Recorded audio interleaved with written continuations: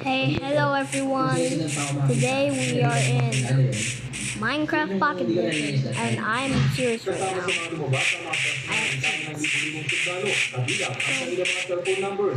you might think, dang, you're not. It's not. I'm gonna get you. Bagay ng isang medical group. Pero ikinaginiayos lang po na ibinibenta niya ang mga datos na kanyang naha. Gusto lang daw niyang patunayan sa sarili na kaya niyang pasukin ang mga website na ito. Pagsisiwalang pag-ayos This is the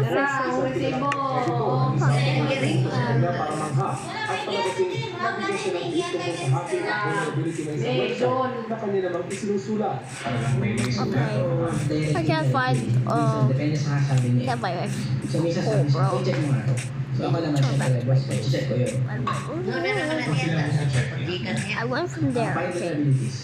Tapos kung meron mag-report ko sa kanya. Ang kanyang pinaparatangan, si Manila Bulletin Tech Editor Art Samaniego, marinig itinanggi sa Samaniego ang aligasyon. Never ako nag-utos ng kung sino man para lang sa content. So kasi against sa principle ng journalism.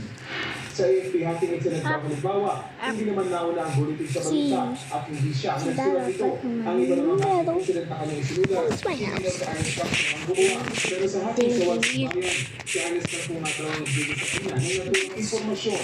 So, ginawa ko nung nalaman ko na may vulnerability. Ginawasan ko kagad yung kakilala ko mga taga. Kaya ba tinood na ba? Hindi ko pa sinulat ng June 12. Nung nalaman Kaya ko tinood na. na-fix na nila, sinulat ko siya ng June 13. Ayon sa July, mag-issue sila ng sabina kay Samaniego.